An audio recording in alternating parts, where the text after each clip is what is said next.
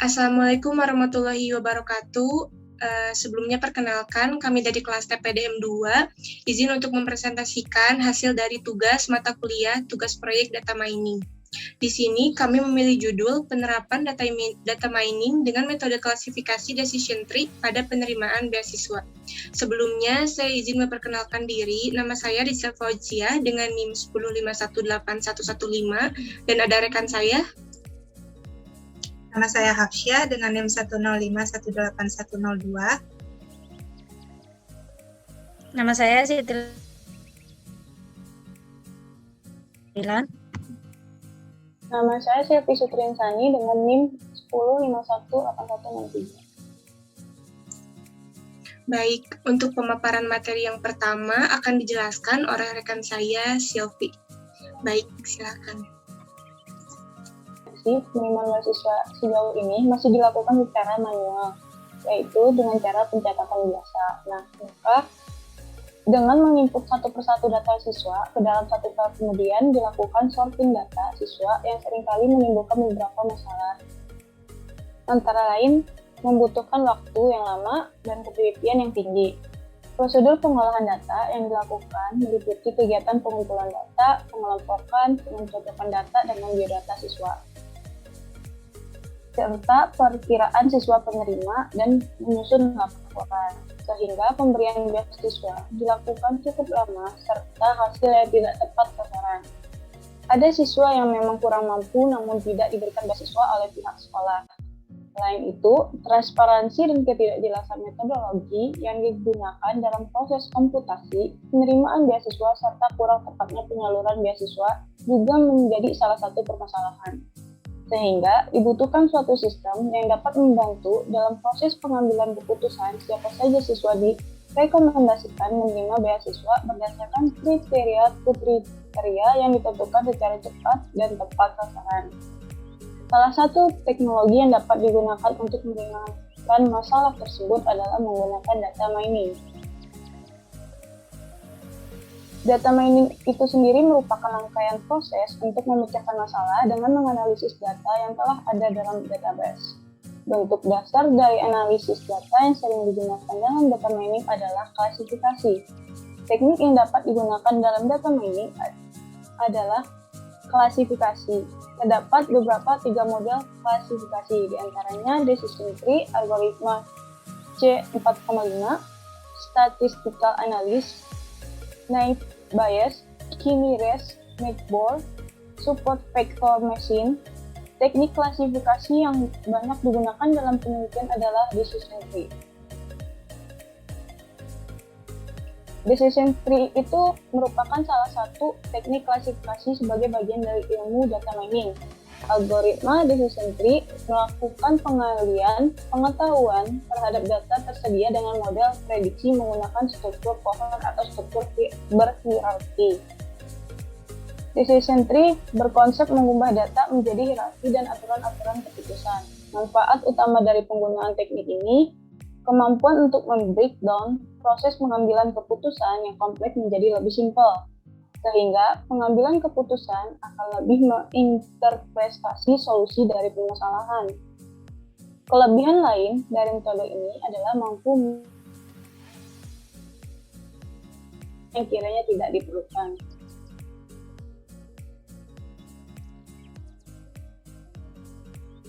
Nah, selanjutnya ada Python. Jadi Python ini adalah salah satu algoritma pada teknik klasifikasi yang paling populer dalam bahasa pemrograman Python. Python merupakan salah satu bahasa pemrograman tingkat tinggi yang diciptakan oleh Guido van Rossum.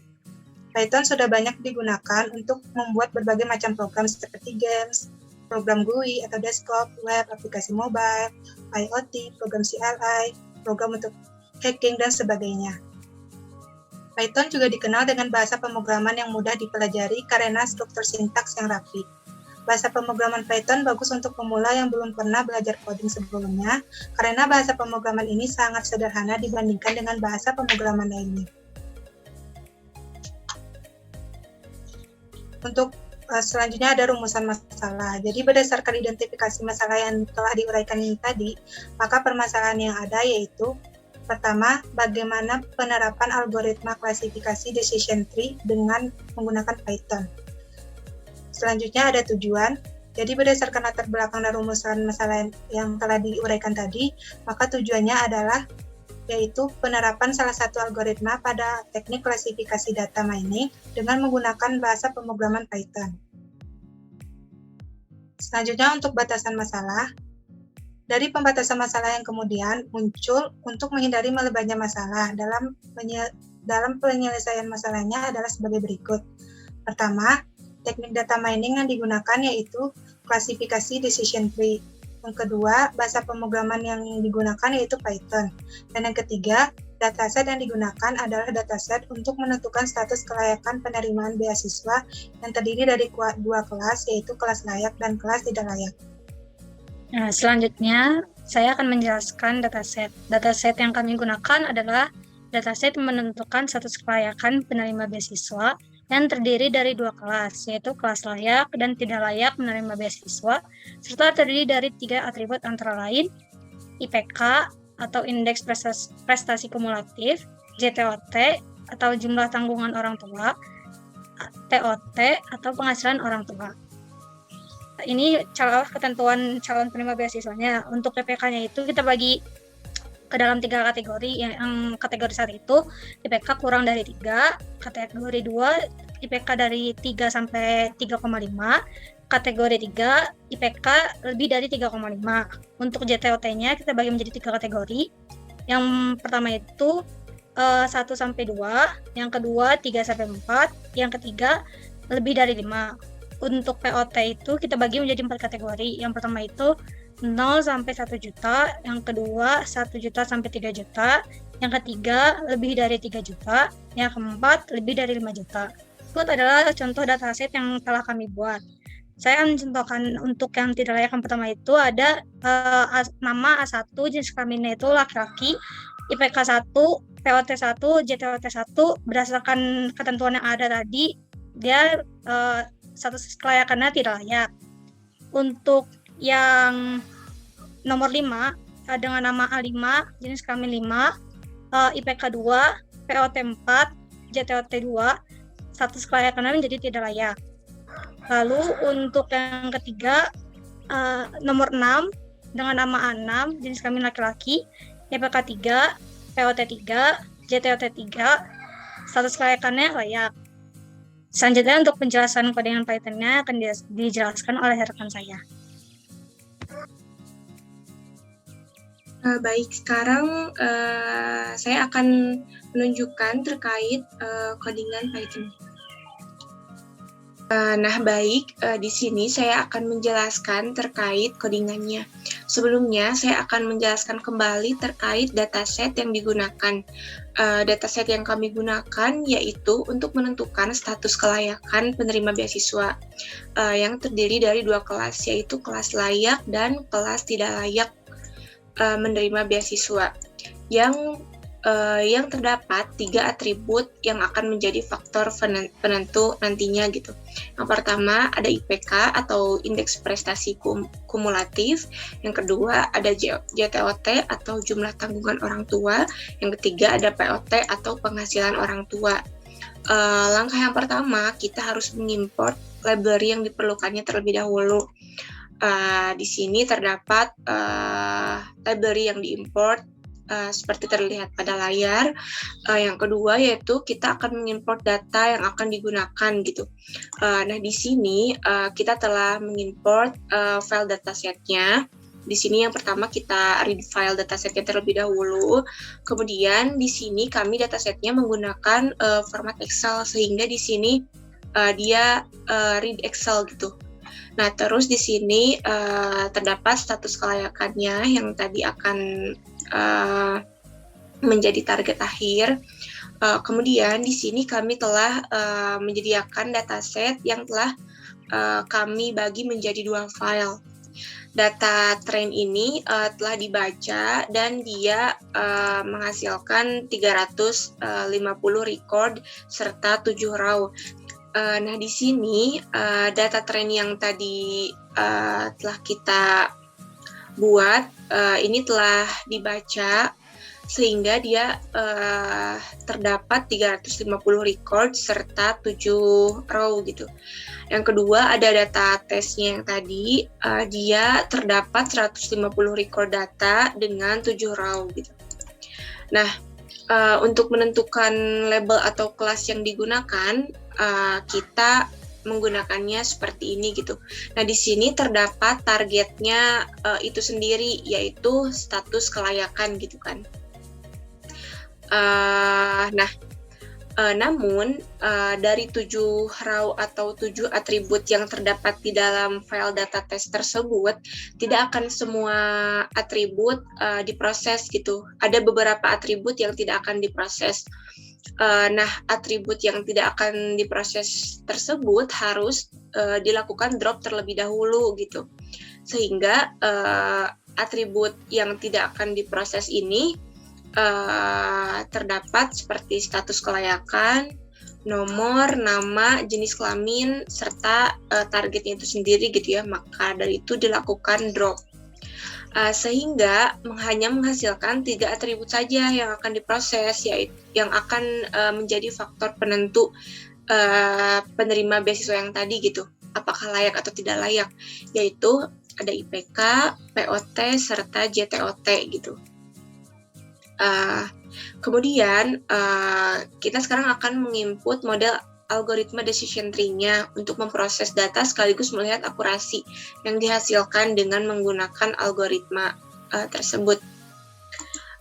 Nah, di sini kita menggunakan akurasi pada algoritma decision tree dengan menggunakan teknik holdout, yaitu dengan persentase 70-30 gitu.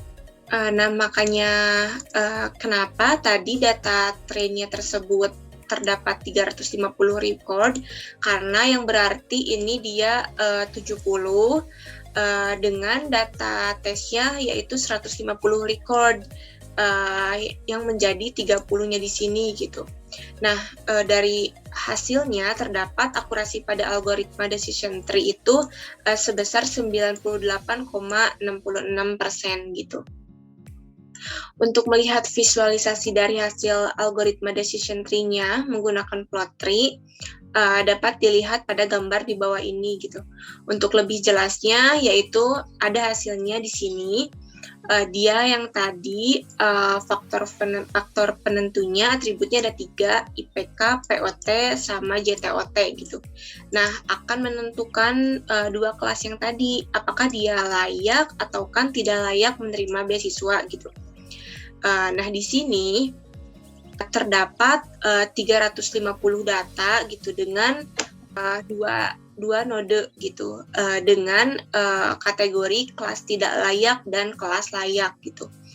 Nah, dari node yang pertama ini dia terdapat 177 sampel dengan kategori POT atau penghasilan orang tua itu di antara kategori 1 dan 2 gitu, dengan menghasilkan 1 node dan 1 lift kelas tidak layak gitu, serta 1 node yang ini terdapat 173 sampel data dengan kategori POT di antara 3 dan 4 gitu, yang menghasilkan 2 node kelas layak dan kelas 3 layak.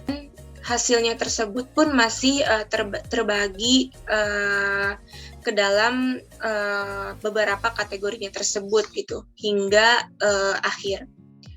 Nah, mungkin cukup sekian penjelasan mengenai codingan Python-nya ini. Akan dilanjutkan ke tahap yang selanjutnya, yaitu langsung ke tahap testing mengenai status kelayakan beasiswanya.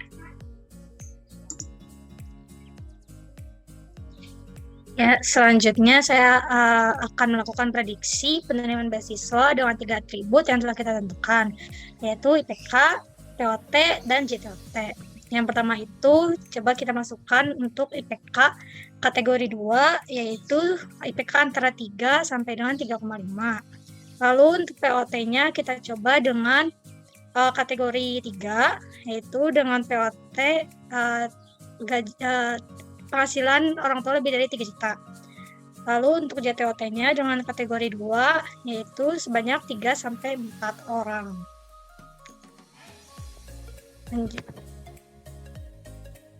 Sesuai ya, layak. Lalu untuk percobaan selanjutnya dengan IPK kategori 2, yaitu 3-3,5. Dan POT kategori 3, gaji sebesar lebih dari 3 juta. Dan JTOT kategori 1 dengan tunjangan 1-2 orang. Submit. Tidak layak ya, sesuai dengan prediksi yang telah kita tentukan. Selanjutnya akan diserahkan kepada rekan saya, Risa Fazia. Terima kasih. Baik, mungkin cukup sekian pemaparan dari kita. Kurang lebihnya mohon dimaafkan dan mudah-mudahan ada manfaat yang dapat diambil.